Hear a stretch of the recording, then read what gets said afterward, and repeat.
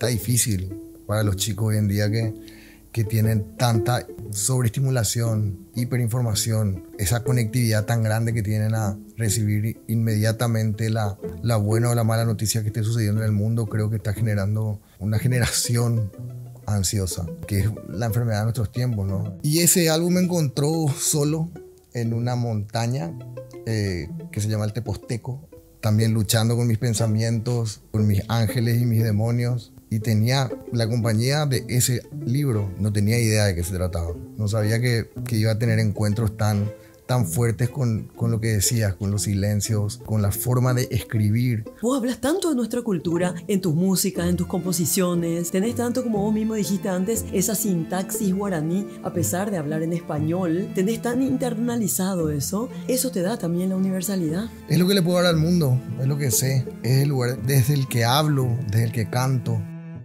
Bibliotecast, una lectura del presente escrita en el pasado.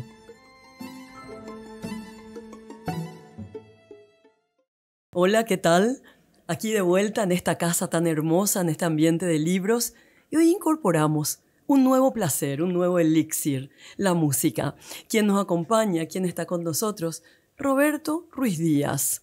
Él, músico, compositor, gestor cultural, productor, vocalista de Cachiporros y la de Roberto. Un término que lo puede definir resiliente, auténtico y sobre todo muy vanguardista. Lo recibimos. Hola Chirola, ¿qué tal? Hola, qué gusto, gracias por tus palabras, qué hermoso estar acá. En contacto con toda esta historia realmente, ¿no? El stream que no sabíamos que necesitábamos, Ana conduciendo, me parece genial realmente. Ay, pero muchas gracias, realmente un honor que estés aquí y sobre todo porque nosotros creemos, Chirola, que tanto la música que nos habla siempre, los libros también hablan, aun cuando estén en los estantes, ¿no te parece a vos?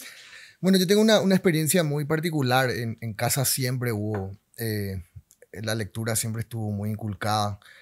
Ya en casa de mis abuelos, sus bibliotecas, tengo recuerdos muy vívidos de mi papá pasando domingos tirado en el piso, subrayando libros, haciendo resúmenes. Mi mamá también, medalla de oro de la facultad, lectora también, ella compulsiva a veces. Eso se nos quedó como hermanos. Somos 3 varones de los cuales... todos vamos robando un poco de la biblioteca del abuelo, de mi papá, y también ya tenemos nuestra propia colección.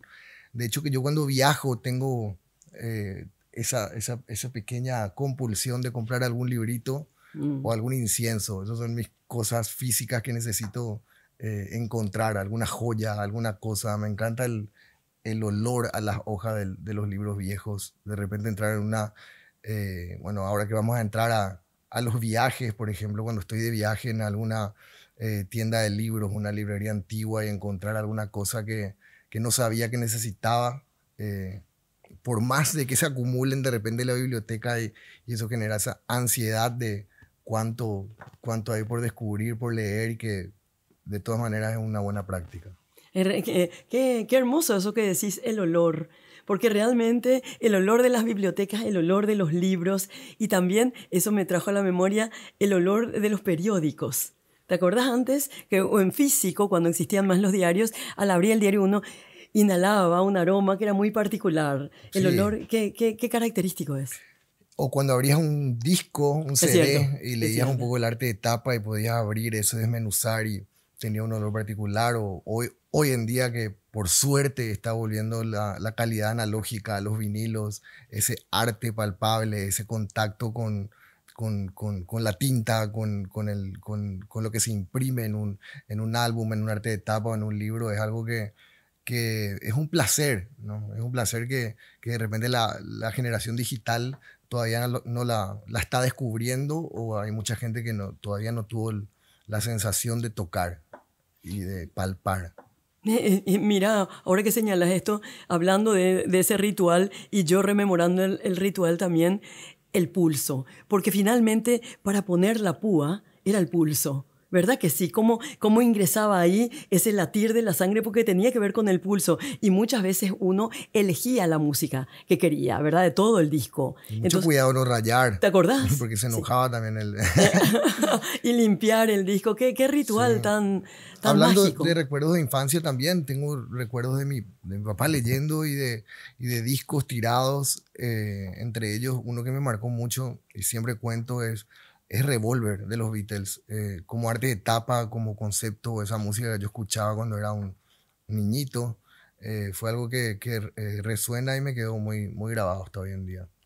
¿Qué claridad tenés vos en cuanto al disco como un concepto en general? Eso me parece brillante porque pocas veces uno tiene la oportunidad de escuchar eso de un músico que no solamente es la música misma, la grabación, sino que también todo lo que significa un material. Porque como vos decís, el arte de tapa, entran tantos creativos, tantos artistas en un producto, que eso es maravilloso, ¿eh? Y lo que pasa antes, la Efectivamente. libreta, el cuaderno, el pulso, la tinta, el bolígrafo, la inspiración, el contacto directo con la hoja de papel, eso que viene antes de la música. En mi caso, que como bien dijiste, soy músico, pero creo que tengo como que inquietudes literarias. Siento que no pertenezco mucho a ese mundo del todo, no llegué a considerarme que todavía tengo mucho por crecer como músico. En el rubro, bueno, como cantante, seguramente hay mejores cantantes. Como literario o escritor, está el mundo, el mundillo y la claque también literaria. Y entre esos mundos yo me muevo de una manera camaleónica hace mucho tiempo. Eh, los Cachis fue un suceso que explotó, que nos dio la posibilidad de ser populares. Y de ahí en más hubo una especie de búsqueda, descubrimiento. Yo sabía que habíamos dado con un superpoder, que era hacerle bailar a la gente. De ahí en más, sabía que también para que persista en el tiempo, habían que hacer cambios radicales. Porque no me interesaba solamente con hacerle mover las caderas a la gente, sino también emocionarles, hacerles pensar, interactuar un poco con eso, con las emociones. Y el recurso que encontré fue el recurso literario que pareciera el más simple, pero es tan complejo encontrar pequeños versos poderosos, simples, pero con ideas contundentes que puedan transmitir. Y ahí entra la melodía, entra la música, entra pequeños escritos en mi cuaderno, que ya son miles hoy en día, que me acercan un poco a todo este mundo.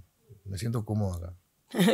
Mira, sin duda, nosotros te sentimos además muy cómodos y creo que los libros se sienten muy cómodos a tu lado escuchando esto porque lo que dijiste me parece tan iluminador porque yo había leído sobre vos, sobre tus libros y una cosa que me llamó la atención es esta preferencia que tenés en una parte hacia Juan Rulfo. Hacia Juan Rulfo, hacia la literatura mexicana, ¿verdad? Que es una literatura que para el Paraguay quizá no es muy conocida, sin embargo, la cultura mexicana sí, a través de la música, ha entrado mucho y desde hace muchísimo tiempo, ¿verdad? Y la hemos sentido hasta como familiar. En ese sentido, Chirola, ¿cómo fue tu encuentro con Juan Rulfo? ¿Por qué con Pedro Páramo, esa obra tan icónica de un hombre que recibió un premio y que no hay que olvidar, ¿verdad? Que Juan Rulfo escribe Pedro Páramo, El llano en llamas, El gallo de oro y luego le dan a él el premio Nobel y uno de los elementos por los cuales le dan, dicen, por ese silencio elocuente. Porque él escribe esto y luego como que se retira, es como que dijo, bueno, está terminada una obra. ¿Por qué vos con Juan Rulfo? ¿Por qué vos con Pedro Páramo? Tiene que ver con los viajes de descubrimiento, con mi expansión de mi propia paraguayidad, porque poniendo en contexto, yo soy de Asunción, soy socio de este club, tenía muy poca noción de lo amplio y lo vasto y las diferencias y las diferentes circunstancias que hacen también al Paraguay cuando recién terminaba el colegio. En esa oportunidad me tocó viajar muchísimo por el país y expandirme, pero no es hasta que uno sale del país donde uno realmente puede tomar distancia y empezar a mirar su cultura desde la distancia, donde uno se va conociendo y fortificando. En el caso de México, para mí fue muy importante, porque fue encontrar aquellos elementos que hacen o nos hacen como cultura latinoamericana, que si bien hablamos la misma lengua, tenemos nuestra particularidad, nuestra historia, nuestra cultura, nuestra historia sociopolítica y las diferentes circunstancias que hacen a este país, nuestra mitología, eh, nuestra propia historia colonial, nuestro mestizaje, y cómo ponerlo en palabras, a qué cantarle. Si no tenemos mar, ¿qué es lo que nos mueve? Los cerros, los arroyos, los ríos, la tierra roja, ese tipo de cosas que uno solamente dimensiona cuando está un poco lejos, ¿no? Con ese déjà vu, con esa impresión de querer demostrar de qué se trata tu país.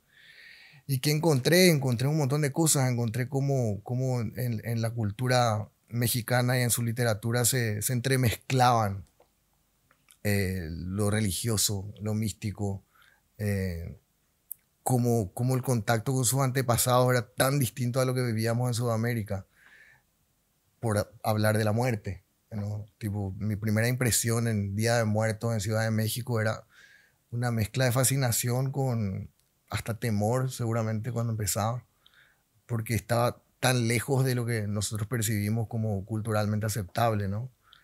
Y al mismo tiempo fue tan enriquecedor. Este autor, en un momento dado, recuerdo que yo estaba construyendo un álbum que se llama Hemisferios, que es el primer álbum de la de Roberto, y ese álbum me encontró solo en una montaña que se llama el Teposteco, en una ciudadcita, pueblito mágico que se llama Tepoztlán. Y en Tepoztlán yo estaba también luchando con mis pensamientos, con mis cambios, con mis ángeles y mis demonios. Y tenía la compañía de ese libro, fue lo que me llevé. Y no tenía idea de qué se trataba.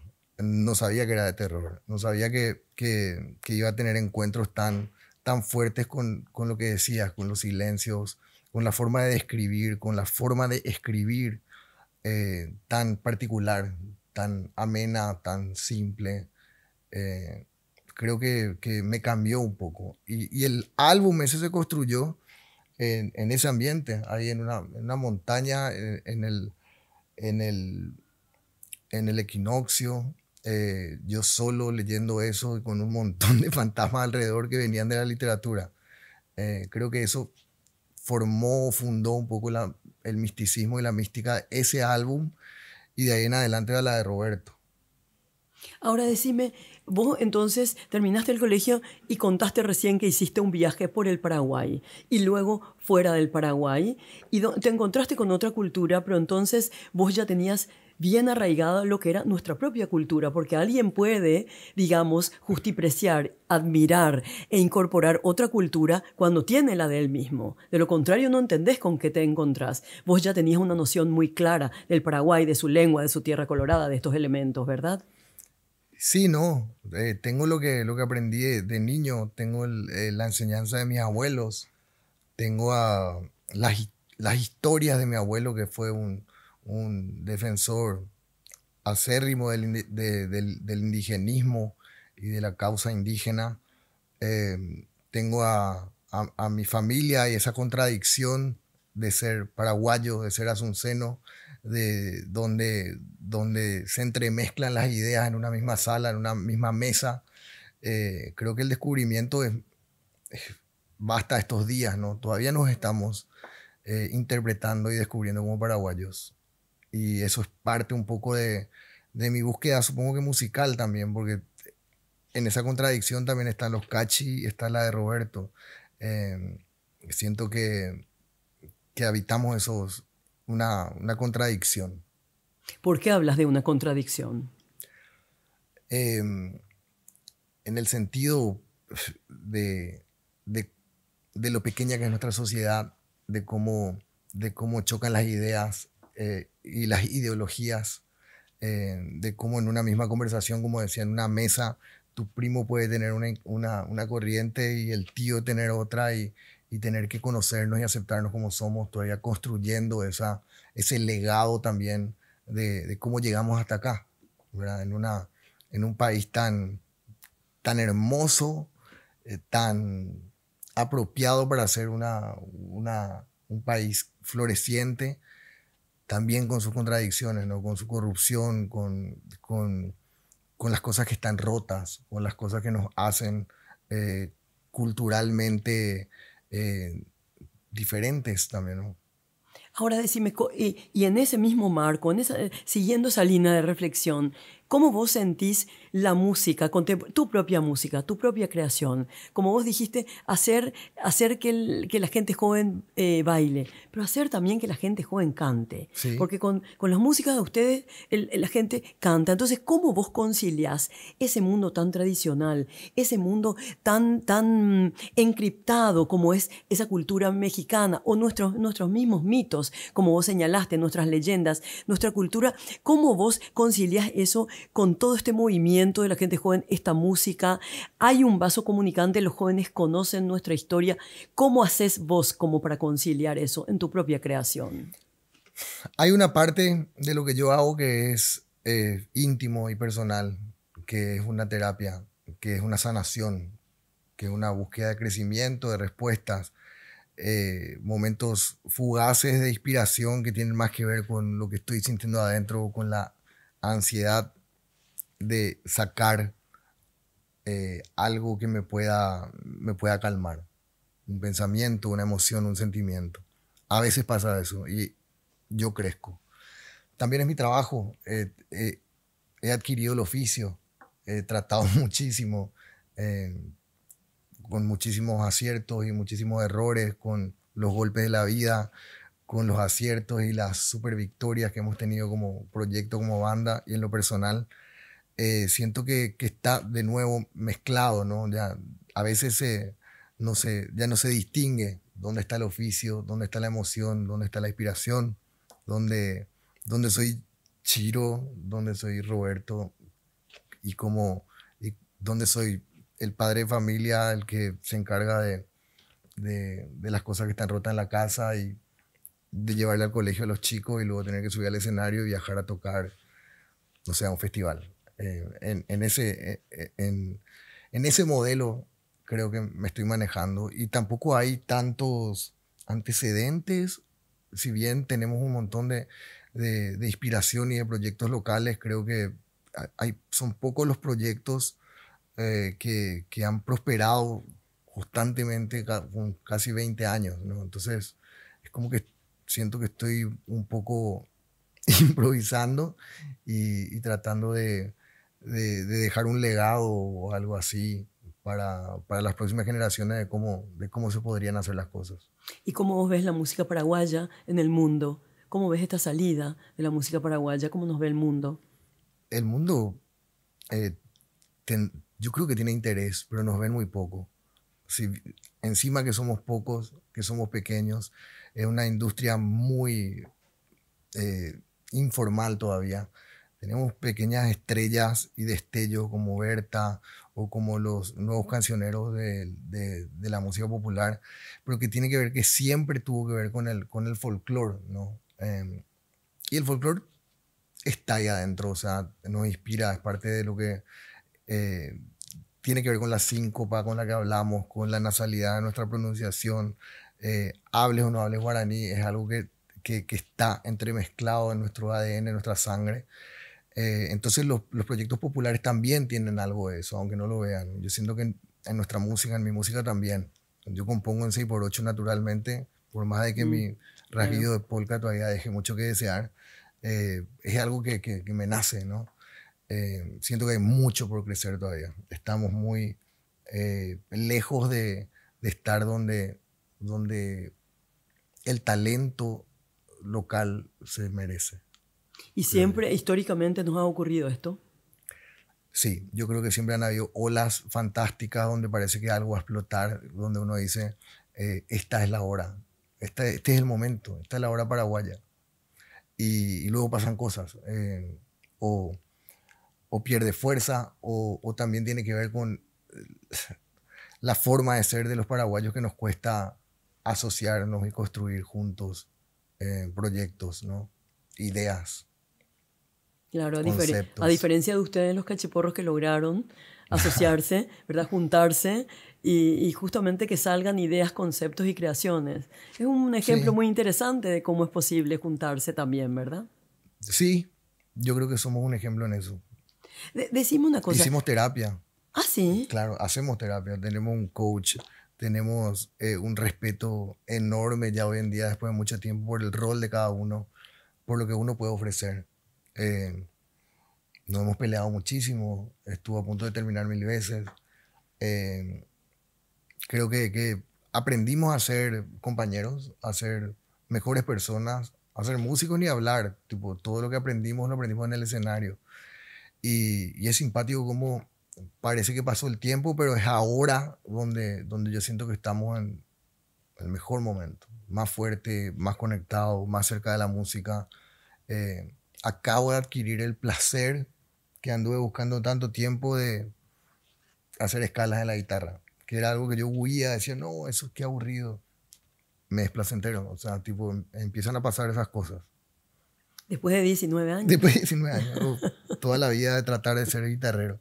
Pero por lo que veo, vos estás muy rodeado de todo lo que tiene que ver el conocimiento, la palabra, la poesía, el verso, la lectura. En tu casa ustedes leían mucho, la gente leía mucho, tenían una biblioteca, tu abuelo también, según manifestaste. ¿Qué Sí. leías de chiquitito?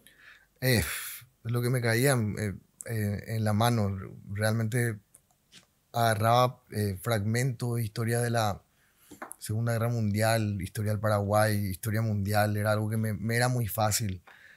Tuve una profesora muy importante, acá aprovecho para darle reconocimiento. En el colegio nosotros estudiamos literatura latinoamericana en un momento dado Sí. y nos introdujo a Borges y a hacer ensayos y muy lejos de comprender de qué se trataba, nos empezó a dar las primeras formas de cómo escribir un ensayo. Y fue una de las primeras personas que me dijo, qué lindo lo que escribiste. Versus los amigos o amigas que le mostraba, decía, ah, mira, este escribe, qué raro. O sea, era como eso también, había un bullying por tratar de escribir, no sé, un verso, un poema. Y en casa también siempre estuvo la guitarra, Rorro, mi hermano es un compositor fabuloso, eh, que también tiene la cultura de la escritura y de la lectura. Es como, hay una especie de hasta competencia, diría, entre los hermanos de quién acumula más ideas. Que hoy en día ya podemos compartir, pero hubo un momento donde era así. Vengo de eso y también vengo de la bohemia de la noche, de salir, de andar por ahí, de viajar, de exponerme a riesgos innecesarios, de vivir mucha experiencia, porque me parece que no se puede componer una obra o no se puede integrar una personalidad artística solamente desde la biblioteca.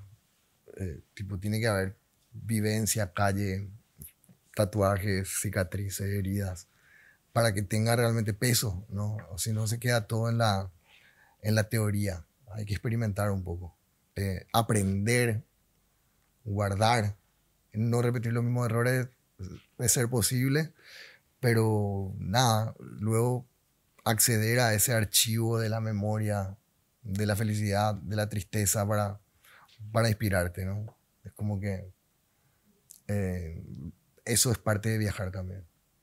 Bueno, Augusto Roabastos decía que la lectura no era necesariamente leer los libros, sino era tener la capacidad de leer la vida. Y por lo que yo veo, vos lees la vida constantemente, en las calles, en la noche, en la bohemia, en las tristezas, como vos decís, en los tatuajes, en las marcas, las cicatrices. ¿Y cómo vos ves los jóvenes ahora? ¿Cómo leen la vida? ¿Cómo vos sentís? Eh, de una manera súper intensa y viral, eh, más que intensa, ansiosa. Está difícil para los chicos hoy en día que tienen tanta sobreestimulación, hiperinformación, eh, esa conectividad tan grande que tienen a recibir inmediatamente la buena o la mala noticia que esté sucediendo en el mundo, creo que está generando una generación ansiosa, que es la enfermedad de nuestros tiempos, ¿no? Es una cosa que pasó de ser algo que estaba latente a físicamente entender que ya hay niños que sufren de ansiedad o de depresión también por los tipos de estándares que se ponen y que se imponen hoy, ¿no? Se hace más difícil ser original. Perseguir una carrera artística o musical tiene más que ver con el video de TikTok que pueda subir, que también es válido, que también existe. Formas de promocionarse desde donde puedas, de podcast a TikTok, todo es válido. Pero me parece que hay un ejercicio pendiente de volver a lo analógico, de volver a la hoja de cuaderno, de volver al libro, de poner la púa en el vinil y de redescubrir eso, ¿no? Por suerte, creo que hay un poco más de interés en todo eso, de alejarse un poco más de las pantallas. ¿Vos ves que eso es posible? No sé. Creo que el futuro es eso. Vamos para allá de una manera peligrosa. Pero por lo menos ya escucho y me doy cuenta que la gente por lo menos le cuestiona ya al ChatGPT y se dan cuenta que no tiene toda la razón. Y eso es algo bueno. No sé hasta qué punto vamos a poder controlar la cantidad de información que le hemos cedido a la Matrix y desde ahí en más, cuánta libertad más podremos tener. Estamos ya interconectados. Nos queda la belleza, creo, o la emoción. Nosotros sacamos un álbum ahora hace poco con los Cachi que se llama Todo el mundo está caliente. Así se llama el disco. Estaba esperando una reacción más. Veo un título muy ajustado. ¿Por qué todo el mundo está caliente? ¿Por qué?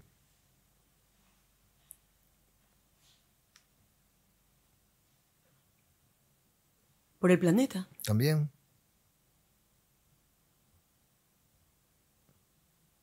¿Por qué? Y todo eso, de hecho, sí, los cambios climáticos, la tensión ideológica, la frustración, la rabia, la poca paciencia que te da esa estimulación excesiva. Obviamente también tiene que ver con el erotismo y la sensualidad y con el baile y con todo eso. Pero al mismo tiempo defendemos que dentro de eso, a pesar de que todo el mundo parece que está prendiéndose en fuego, lo único que nos queda es volver a la raíz y encontrar adentro de uno como este fuego ancestral, literal, donde se juntaban a prender la hoguera y bailar alrededor del fuego y cantar y conectar con eso como experiencia humana, como una necesidad de conexión. De eso se trata el álbum. Claro, como una idea purificadora del fuego, en contra de esa idea destructora, ¿verdad? Que tiene que ver más bien con una ira contenida. Sí. Porque por lo que vos describís, realmente es un mundo de una ira muy contenida, entonces que debe salir por cualquier lado esos ejes, ¿verdad? Calientes de enojos, de frustraciones, de ansiedades y de violencia. Y ante esas emociones lo que queda es construir con canciones o música. Y la verdad que este disco es súper visceral, es como, tiene eso de que te hace bailar. Te invito a que lo escuches. Pero lo voy a escuchar. Lo voy a escuchar. Y bueno, y sí, y habla un poco de la hora, el tema 1 se llama La Hora Paraguaya. Y habla de la hora paraguaya tipo, ¿es hora paraguaya o hora europea? ¿A qué hora empieza este podcast? De ese gesto despectivo de nosotros siempre llegamos tarde. Y al mismo tiempo me parece que es una declaración cultural que tiene que ver por qué Paraguay está recién ahora llegando a tener más alcance. Y quizás tiene que ver porque tuvimos dictadura y falta de libertad de expresión hasta los 90, casi. Quizás tiene que ver por la cantidad de habitantes, que tiene que ver con, si miramos más en retrospectiva, tiene que ver con una aniquilación total de nuestra población en algún momento dado. Todas esas lecturas hacen que que se forme el timing cultural de cada país. Es una idea. Así como fue Argentina con las Malvinas, donde se prohibió la música en inglés. Entonces sonaba música del rock argentino en la radio, lo que generó muchísima identidad. Eso tuvo que ver con la obra cultural de ellos también. Y bueno, es más o menos eso. O sea que es un material muy arraigado en la cultura realmente. Yo creo que es nuestro disco más, donde mejor le hablamos a Latinoamérica en nuestro idioma, pero con las inspiraciones y con los modismos nuestros, pero también absorbidos de otras culturas. ¿Vos sentís que este disco realmente forma parte de un legado? Creo que la obra ya, no sé tampoco sé cuál es el legado, tampoco sé si importa. Yo hablaba de un legado de abrir camino, eso sí, no un legado como mira un poco lo que hizo cuando no esté, porque finalmente no importa, será lo que le quede a mis hijos, nietos. Tiene más que ver con eso. Y aparte, sí, siempre que hablamos de legado y volviendo a Rulfo, nos acercamos mucho a la muerte, no me gusta. Bueno, pero como vos mismo mencionaste, en México la vida y la muerte están como mezcladas, ¿verdad? Entonces es como en Pedro Páramo, ¿verdad? Que va al lugar de los muertos. Y sin embargo los muertos hablan también, cuentan las cosas, porque quizá una parte de la vida también es en la muerte, y entonces yo creo que ese diálogo latinoamericano que tiene que ver un poco también con la muerte es enriquecedor en el sentido de que quizá esas voces que quedan son realmente importantes y son un alimento para lo cual definamos siempre nuestra propia identidad. Comala bien podría ser los ecos de la guerra del Chaco. Claro, por ejemplo. O el oro enterrado de nuestra cultura. También tiene eso de ubicarte en un lugar donde la sensación es desértica, la sensación es de que hubo vida, y si transitas un poco la obra, te das cuenta que tiene que ver un poco con ese momento histórico donde también el pueblo dice basta. No sé, tiene mucho que ver con los de abajo y todo eso también, donde realmente la Revolución Mexicana, zapatista de Pancho Villa, donde hubo un levantamiento donde yo no sé si fue, supongo que también de alguna manera el nacimiento de la violencia extrema en la cultura mexicana, ¿no? Fue un momento muy tenso donde las leyes tenían más que ver con la pistola y con a punta de pistola, y eso también hace parte de su cultura, de cómo se formó, ¿no? Sin olvidar la belleza natural, la astronomía y todos los paisajes que van narrando el cuento.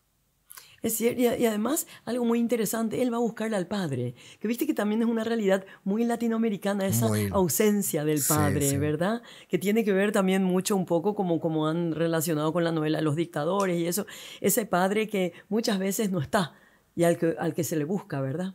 Y ese padre que tiene miles de hijos abandonados. Así mismo, aunque reconoce que en un punto los quiere a todos, ¿verdad? Decime, si vos vieras ahora con un gran angular la cultura paraguaya, la música como industria, ¿qué propondrías para el fortalecimiento de esa industria? Está buena la pregunta. Necesitamos expandirnos, y para expandirnos tenemos que tener conciencia de que no hay mejor marca país que la música, que el cine, que la literatura, que dejemos de vender energía renovable nomás, o las cataratas como fuente, o ganadería o agronomía, y comprender que en realidad en las industrias creativas es donde se forja el ideal de un país. Y si miramos un ejemplo rápido y sorprendente, diría yo, es la política de Estado que tiene Corea con su cultura. Cómo nos llegó.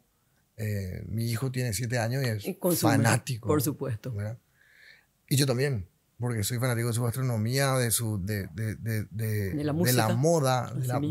Bueno, el K-pop es algo que ya llegó a todos lados, sí. También, pero más que su sonido particular, tipo su alcance, ¿no? Sí. Y eso es una política de Estado también. ¿Cómo mostramos, cómo vendemos Paraguay?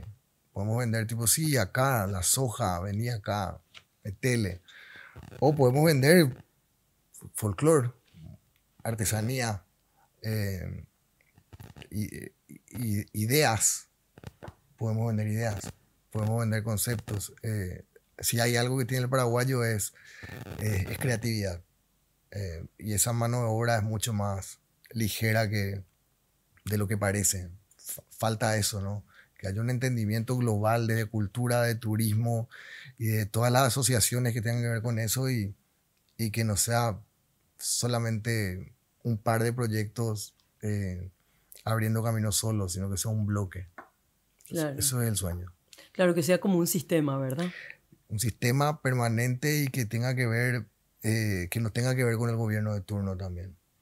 Que sea una cosa que, Una política de Estado. una política que entre para quedarse. Que eso no lo hemos visto en nuestra historia aún. Lo que vemos es que en cada transición en cada transición de Estado, de gobierno, hay diferentes ideas con respecto a cómo manejar la cultura y de nuevo vuelvo ahí a hacer un pequeño análisis y quizás echarnos un poco la culpa a los gestores culturales que hasta ahora nos cuesta mucho organizarnos, nos cuesta mucho estar de acuerdo. Todavía existe un poco eso, como hay pocos ejemplos de proyectos que triunfen mucho, entonces hay todavía un recelo, hay resentimiento, hay ganas de ponerse enfrente al otro y no tanto generar comunidad.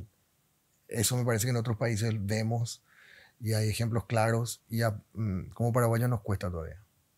Claro. Y Esto además, siendo súper ya así, picando hondo. claro, además, sin duda alguna, las culturas que sobresalen también tienen una capacidad de ver la potencia en el colectivo. Entonces, yo creo que desde el Paraguay la salida al mundo siempre tiene que ser el reconocimiento del colectivo, ¿verdad? De un grupo, del grupo, no necesariamente la unidad, porque vemos, por ejemplo, que Paraguay tiene premios internacionales y tiene figuras, pero lo que no logramos es tener un corpus, algo más colectivo, como vos señalaste, por no ponernos de acuerdo, por lo visto todavía, entre los gestores, los creadores, los artistas, y ese diálogo que no es tan fácil tampoco con el gobierno. Y necesitamos símbolos y héroes y seguir construyendo ese legado.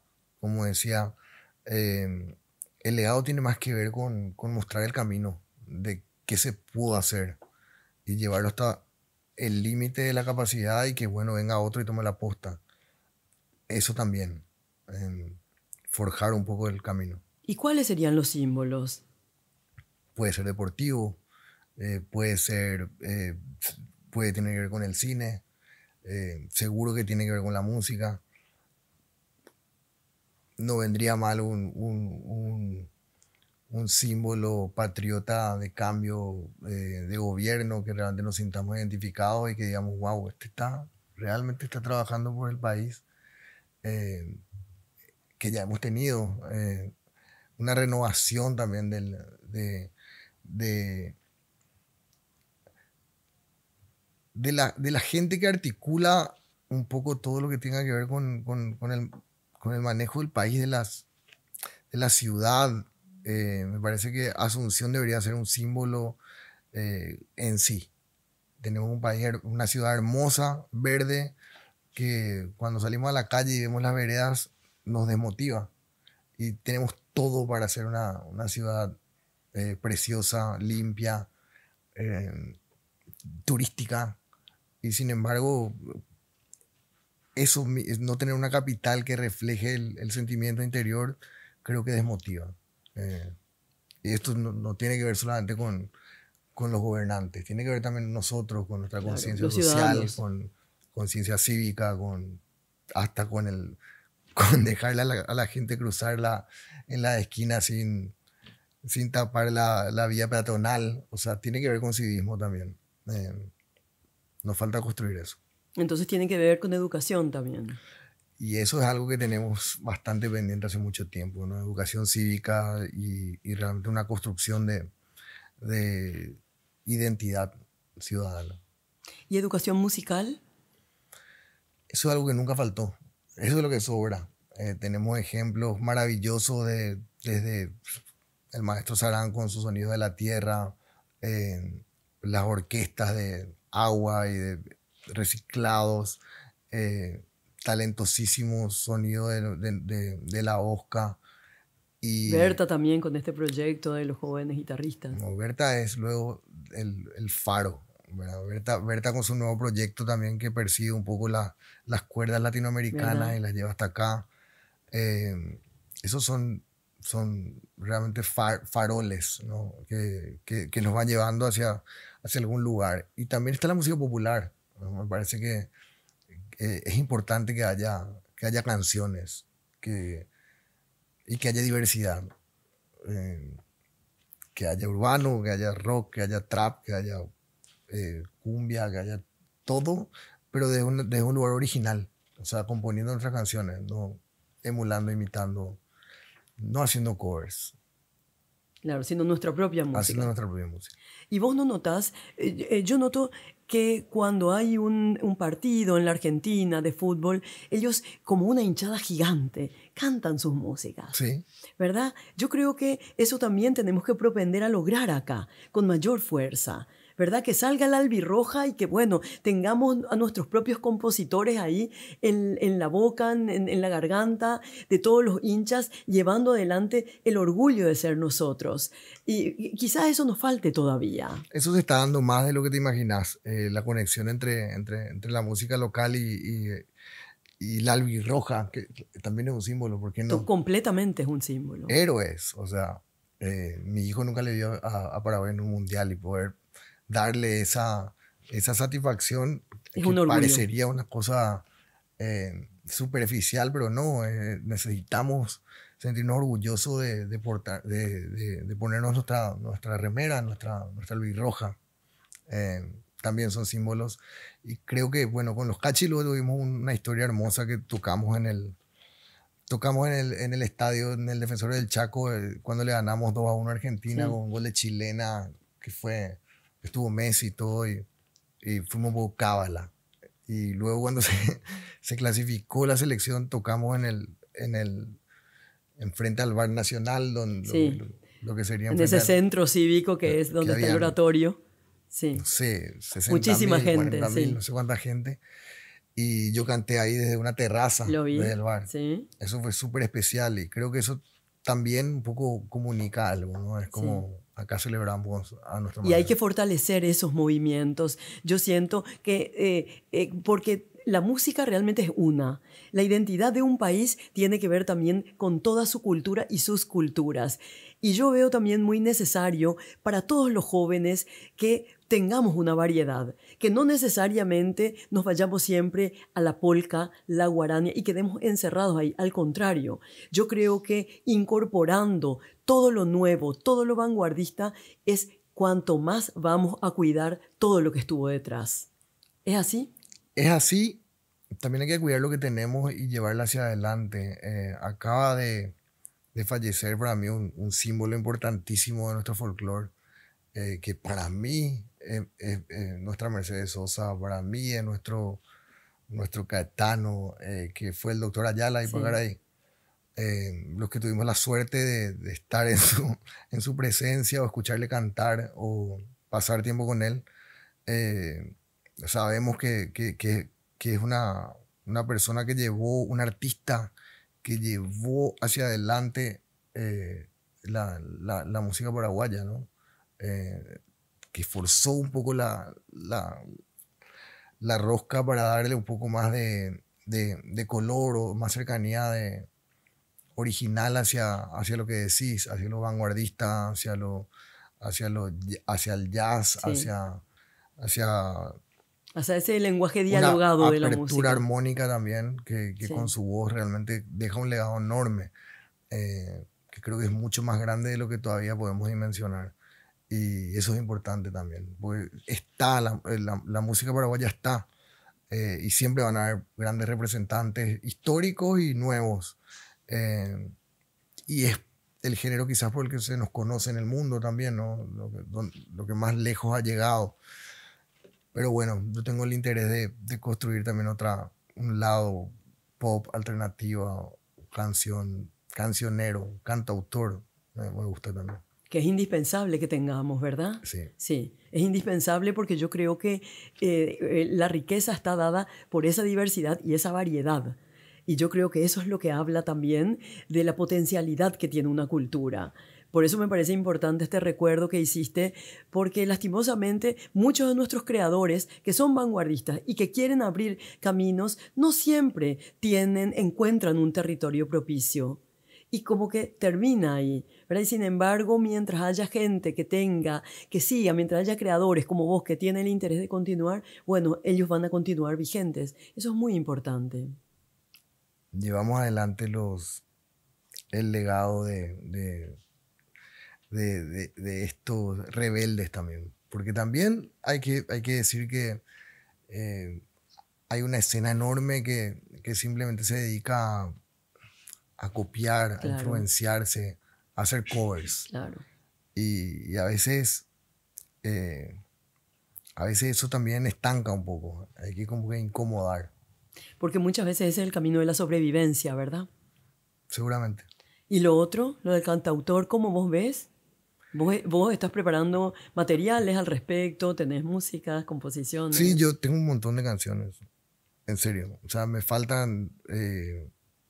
no sé, me falta tiempo para maquetear todas las ideas que tengo. Por suerte, siento que ya no... Ni siquiera me planteo más luego la idea de un bloqueo que alguna vez pude haber sentido. Es como que siempre termino un proyecto y estoy pensando en el siguiente y tipo cuando salió ya me cansé de escuchar de tanto que le di vueltas y tengo una lista de canciones para la de Roberto. Estoy preparando una obra para el año que viene también que tiene que ver con la de Roberto, que habla un poco de mis viajes, pero más viajes, tipo viaje local, viaje al extranjero y los diferentes viajes que se puede dar un ser humano también, astrales, cósmicos, al interior de uno, una placita o en un café en algún lugar a mirar a la gente pasar y sentirme parte de todo eso.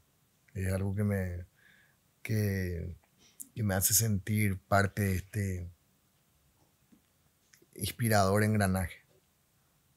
Entonces vos valorás lo universal porque también comprendes la particularidad de nuestra cultura, ¿verdad? Porque vos hablas tanto de nuestra cultura en tus músicas, en tus composiciones, tenés tanto, como vos mismo dijiste antes, esa sintaxis guaraní, a pesar de hablar en español, ¿verdad? Tenés tan internalizado eso y eso te da también la universalidad.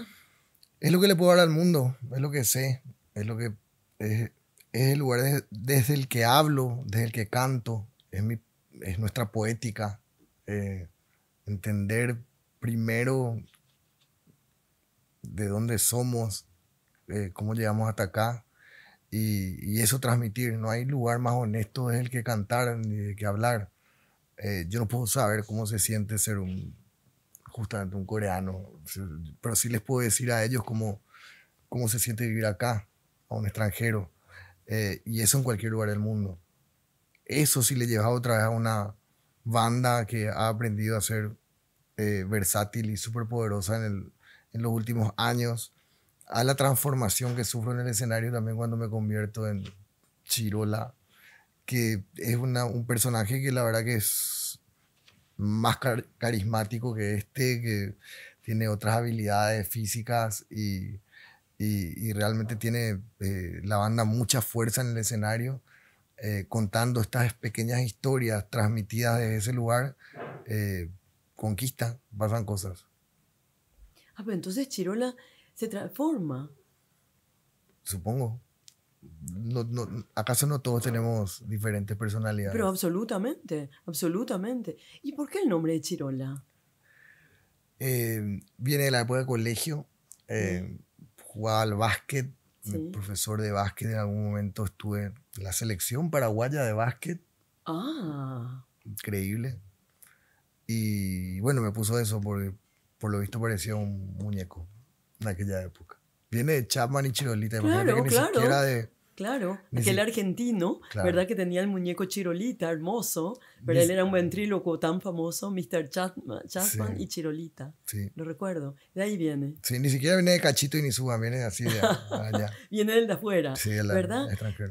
Pero volviendo a esa transformación en el escenario, ¿vos no sentís que ese puede ser, por ejemplo, un personaje también para cuentos, para historias, para novelas? Eh, sí, pero que la escriba otro. Dice. Bueno, ya la escribís vos cada vez que subís al escenario. Yo siento una tensión muy grande antes de subir al escenario. Ah, A sí. veces sufro de, bueno, ya no tanto, pero sufría mucho de ataques de arcadas antes de subir al escenario por la gran energía que sabía que tenía que subir a arrojar y a recibir también.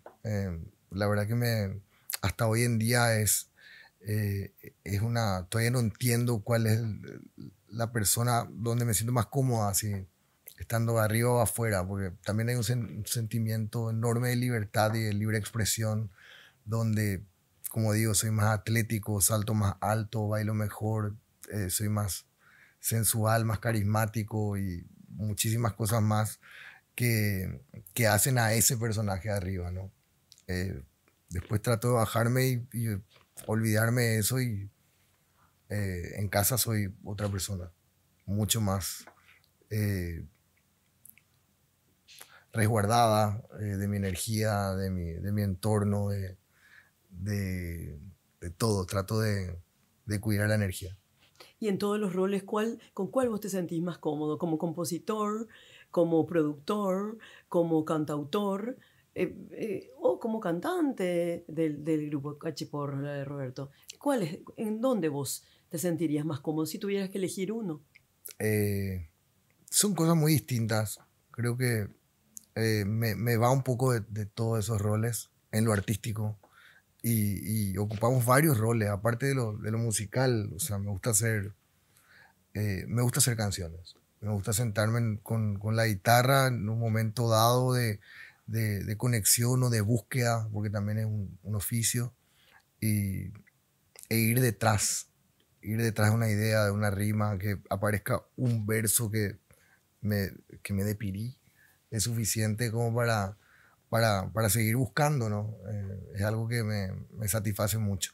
Y luego presentarla en vivo es totalmente otro tipo de satisfacción, no sé. Pero acabar una canción, escuchar el grabador, maquetearla, es algo que me da mucho placer todavía. Pero bueno, también me gusta mirar un documental en la tele tirado en mi sillón. Me gusta ser padre, me gusta ser esposo, me gustan tipo varios roles ocupo. ¿Te gusta el cine?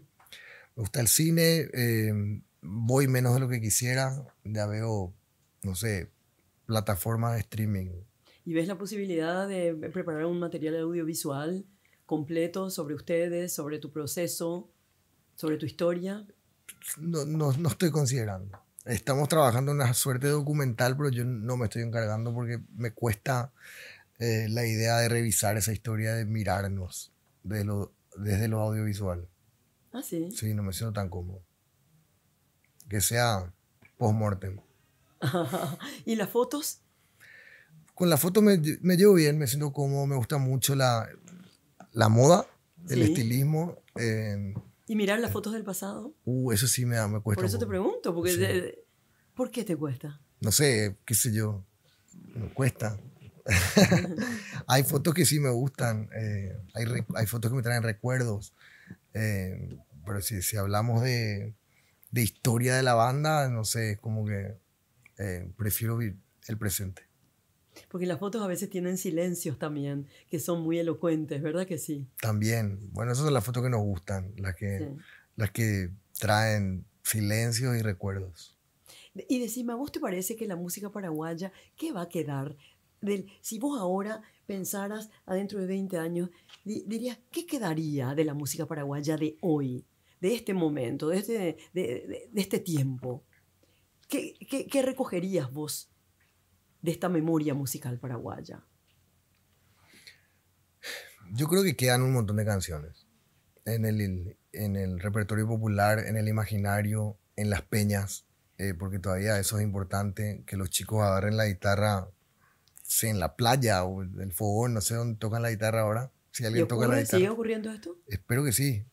Se siente que sí, que las canciones hacen parte un poco de la identidad popular, cultural. Se siente bien eso. Eh, no sé qué va a pasar dentro de 20 años con la música y con lo digital y con cómo se van fusionando las cosas. Espero que haber abierto un espacio, un camino, algo que resuene. Pero no tengo idea, me cuesta pensar a 20 años. ¿Y hoy? Y hoy yo siento que está, Independientemente de lo folclórico, lo popular. que me gusta. Me gustan un montón de cosas. De lo local, eh, sí o sí me voy a olvidar de decir a gente, pero integro parte de una escena donde admiro a proyectos locales y se siente admiración mutua. Siento que eso está bueno también, ¿no? Realmente, si bien es pequeña la comunidad, hay cariño, hay admiración y ganas de crecer. Eso sí lo notamos porque en varias veces te hemos encontrado a vos con otros artistas con los cuales no encontrábamos ningún vaso comunicante aparentemente y sin embargo todo se potenció tanto también con tu presencia que eso es muy bueno. Yo creo que para el público es muy enriquecedor que vos de tu mano, con tu voz, con tu palabra, con tu presencia, incorpores también otros artistas que a lo mejor son casi invisibles y sin embargo tienen mucha fuerza y mucha potencia. Eso sería lo máximo, poder darle visibilidad a artistas que admiro y que puedan llegar a otras audiencias, otras plataformas. Me encanta. Y si hablábamos del legado, de poder dejar un poco el legado de eso, ¿no? De romper un poco los prejuicios. No, porque él es del folclore, él es del rock, luego es tropical, a él le gusta, no sé, la música clásica, y que no se puedan fusionar y no se puedan juntar y tener conversaciones, sería muy triste. ¿Y vos pensás que eso sí puede ocurrir en el futuro? A mí me ocurre, o sea, tengo amigos de diferentes tribus y me enriquezco y crezco con todas las propuestas.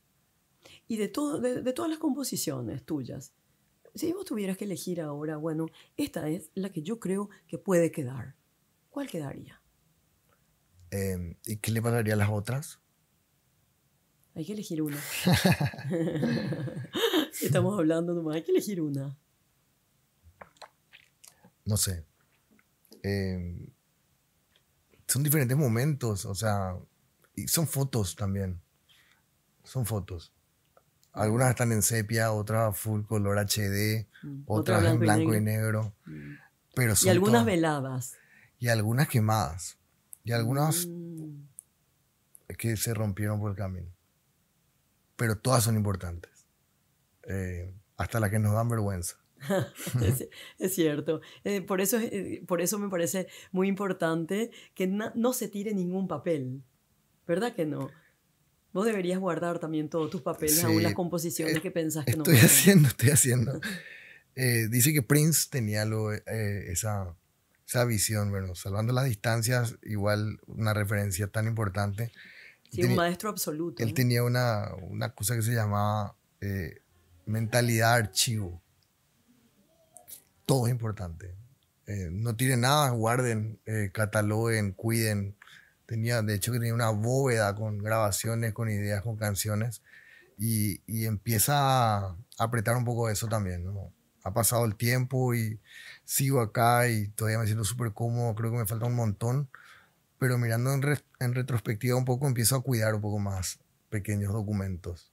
Una composición, una foto, una carta, una, un souvenir. Bueno, Un libro. Un libro. Por ejemplo, Pedro Páramo. Por ejemplo, el Ya no llamas, Pedro Páramo, el gallo de oro. Muy bien. Y si vos tuvieras que dejar ahora un mensaje, como en una botella, como diría Sting, ¿verdad? Un mensaje para el futuro. Un mensaje para dentro de 80 años donde entiendo que estaremos en un holograma, vos y yo acá mismo, ellos acá, hablando. ¿Qué dirías al futuro? ¿Qué le contarías? ¿Qué le dejarías? Qué difícil está este podcast. Existencial terminamos. Bueno, que todo va a estar bien. Que todo va a estar bien. Que los sentimientos y las emociones y las cosas que nos apremian ahora, que nos asustan, se van a resolver por el camino. Y todo va a tomar sentido. Y si no fuera así, va a tomar el sentido que tiene que tomar. Tranqui nomás, bro. Qué lindo mensaje. Ahí habló el chamán. Ahí no sé quién si habló Chirola, el superhéroe del escenario, o directamente, bueno, este Roberto que nos habla. Entonces, ahora ya que no hay nadie, ya que estamos vos y yo acá, y para hacer más fácil este final, ¿qué te parece si me cantás? ¿Me cantás? A capela, quiere A capela. Casi yo te hablo así porque no me vas a cantar. Y con eso cerramos. Te leo un pasaje del libro. ¿Cantado? Dale, cantado. Listo. ¿Cómo sería eso? ¿Y canta? Uh-huh. Si es tu oficio. Sí, pero no traje mi guitarra, amigo. No importa. Tu voz es. Me gusta este. Muy bien.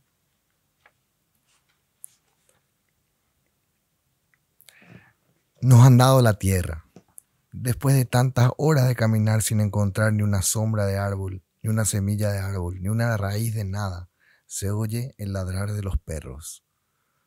Uno ha creído a veces, en medio de este camino sin orillas, que nada habría después, que no se podría encontrar nada al otro lado, al final de esta llanura rajada de grietas y de arroyos secos. Pero sí, hay algo, hay un pueblo.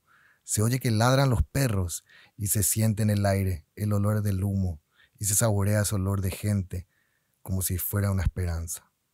Pero el pueblo está todavía muy allá. Es el viento el que lo acerca. No oyes ladrar a los perros. Juan Rulfo, pero realmente Roberto Ruiz Díaz, Chirola, Gracias, nos dio este amigo. placer. Muchísimas gracias a Un vos. gusto. Igualmente. ¿Volvés otra vez? La próxima vez hay que hacer acá como un Tiny Desk, ya un concierto. ¿Verdad que sí? Sí. ¿Te comprometes? Concertcast. Muy bien, esa sería la idea. Muchas gracias. Gracias. Nos vemos en breve. Bibliotecast, de vuelta a disfrutar de la lectura y hoy con esta combinación magnífica con la música y la voz de Chirola.